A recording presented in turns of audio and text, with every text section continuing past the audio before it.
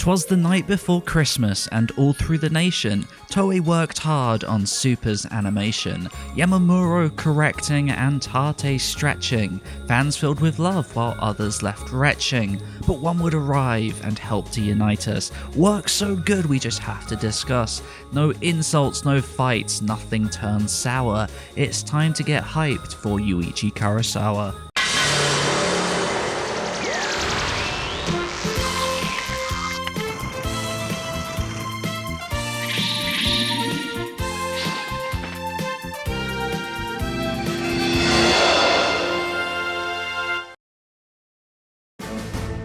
Welcome back to another animation roundup. It is the last one of the year, and I'm so happy to say we get to end it on a high note. It's kind of crazy that I've broken down every single episode since episode 65. That's a lot of episodes, and I'm so glad to have had such amazing support, especially during periods of time where I wasn't able to keep up with videos. A lot of you stuck around, and we've gained a hell of a lot of new support along the way. So before we jump in today, I just want to say thank you. It means the world that I get to share my passion with you guys and get such a positive response each and every week. Whenever I see messages that talk about how this content has gotten them into animation, or that they're starting to recognize animators on episodes now, it is honestly the best feeling in the world and so motivating. So yeah, thank you for paying attention, and hopefully this continues to hold your interest over the next year too.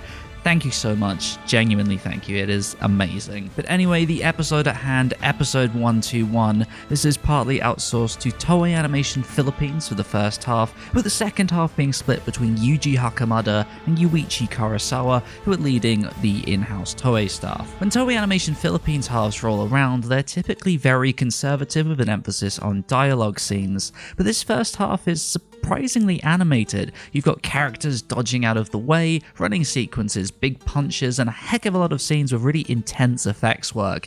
In fact, it's the latter that really stood out to me. There are some seriously interesting looking shapes showing up in the smoke in this half, which actually seem to have come from Paul Año Nuevo himself, one of the two supervisors from the Philippines. It's all over the major action section of this half, and having demonstrated a forte for action on other shows, this is likely his own work. Unfortunately, as far as credits go for key animation, none of the Filipino staff are credited by name, so it's unclear if this is heavy effects correction or simply his key animation. I'm guessing the latter though, since effects corrections are really rare. On the character art side of things, while there are certainly a few instances of Año Nuevo and Aisen's work, the vast majority of their half has been totally redrawn by the chief animation supervisor Takeo Ide. I say this pretty much any time a Toei Phil's episode rolls around that Ide ends up correcting entirely. It's a really great way to learn his style. He's very recognizable. Those manly jaws and distinctive ears are pretty much impossible to miss. You can see them in every single thing he does. He's definitely a great person to start with if you're really looking to learn styles. On the subject of Takeo Ide though, I promised the latest episode of Super Supervisors would be out today, focused on him, but unfortunately that's not the case and I messed up. I totally underestimated how long it would take to research, write, and edit the whole thing, but honestly more than anything, I underestimated how busy I would be leading up to Christmas. As it stands, I've got the research done and half of the script written, so hopefully I'll be able to kick off the first week or two of New Year with that video. I'm sorry for letting you down, but I hope this video makes up for it in some way. Anyway, on to the second half. This is where Yuji Hakamada takes over. Hakamada was originally from Studio Carpenter back on Dragon Ball Z. He handled a whole bunch of episodes you guys probably love, including parts of Gohan and Dabra, and of course the final scenes of the big fight with Majin Buu. He moved across to GT and became an in-house Toei animator, animating the big reveal of Super Saiyan 4 Gogeta. He's made small appearances on Super in the past on episodes like 39 and more recently on episode 113. Despite looking so prominent in the older series, it's been a real struggle to pick out his work on Super, and the same is true of this episode, which marks his first time on the series as more than just an assistant. There are certain shots here and there that certainly look like his work in GT, but there's just nothing concrete yet.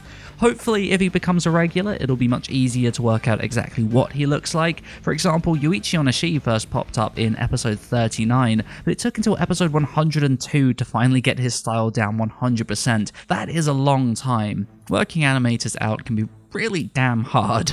The animation in this section is pretty conservative. It's mostly filled with dialogue scenes or low complexity movement, which I was a little surprised by considering the focus on movement in the first half. These past few episodes have been quite interesting in this regard. There seems to be a really active push not to take up all the time of Toei's strongest in-house animators. For example, episode 119 was mostly outsourced with bigger names like Miyuma and Nikaido doing very little. Last week was also outsourced with Toei's in-house half being pretty conservative. Once again, we're seeing similar things here with the exception of Kurosawa's section that I'll touch on in a second. I feel like either the production's starting to struggle a little as the arc moves into the final phase, or the more likely answer, given everything leading up to this point, there's a conscious decision to keep these few episodes relatively light to ensure the big names can quickly move on to these major upcoming fights. If we start seeing lots of Force Supervisor episodes in the future, then it's probably the former, but for now, I'm hoping things are still going smoothly. Either way though, the results on screen are pretty polished, if not absolutely excellent, like this Kurosawa section. He takes over supervising about halfway through the second half as the big old Hachiyuk wannabe sprouts wings. I was so overjoyed to see Kurosawa's phenomenal art make an appearance again. It honestly feels like it's been forever since we last saw it in all of its glory. Episode 106 was a disaster where he ended up being heavily corrected, and he was pretty rough in his little appearance in 114. So to have his gorgeous drawings of everyone grace these final moments is just wonderful. His character art is so detailed, the shading is amazing. He would go hand in hand with Yuya Takahashi, so it's a shame they missed each other by one episode. I dream of the day we get Takahashi and Kurosawa for a full half.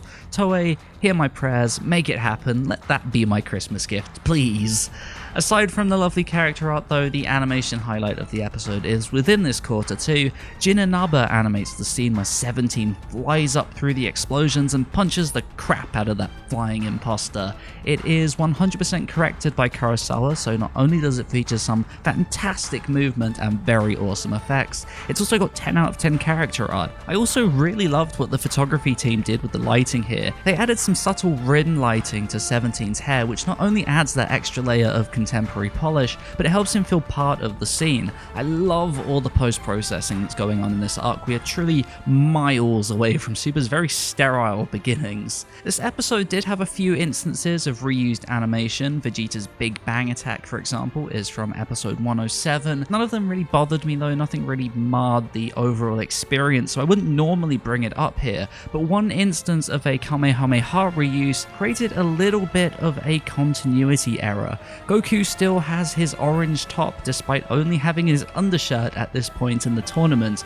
Hopefully that little bit of bank animation gets touched up for the Blu-ray. It doesn't really matter, but it'd be a nice little thing to fix for the sake of consistency. Before we wrap this breakdown up, I cannot go without mentioning Yoshitaka Yoshima's storyboard. Those who have been around on this channel for a while are probably sick of hearing me say this, but the man is a real monster in a good way. Not only can he solo entire episodes by himself, he also manages to produce some fantastic boards alongside that, and this one is no exception. This is packed with awesome angles, and he did a wonderful job of selling the scale of the battle, which is something I'm always looking out for in storyboards. Again, that's another thing you're probably sick of hearing me say, but it's so critical in making battles feel impactful. Takao Iwai is a pretty awesome director, especially when it comes to delivering on other people's storyboards, so I have absolutely no complaints about how he handled things here. It was genuinely great. We are finally down to 2 universes, and I could not be more excited. I really haven't enjoyed this arc from a narrative point of view, but I would be lying if I said I wasn't anxious to see this matchup. What a way to kick things off too. Vegeta is my favourite character by an absolute landslide, and to have Yuya Takahashi animate his moment in the spotlight is a real dream come true. The next episode preview looks stunning. Every single character is oozing the absolute essence of classic Dragon Ball. He's handling the second half, so it'll be interesting to see how the first one holds up next to it. You can see Nashizawa and Suji in the preview, but nothing from Hirotaka Nii just yet. I'm really excited to see what the production has in store. Unfortunately, there is a break next week, so it will be the episode that kicks off 2018. I'm sure it will be worth the wait though. But that is it for now. Let me know what your expectations and hopes are for the climax of this arc. How would you like to see things play out, and what animators are you desperate to see make a return? Let me know down below. Be sure to rate the video if you'd be so kind, and of course subscribe if you're new. I hope everyone's Christmas or whatever you celebrate is is wonderful. Once again, thank you so much for the incredible support over the past year. I'm so excited to head into 2018. I've got so many things planned. It should be great. So again, happy holidays, Merry Christmas, and I will see you next time.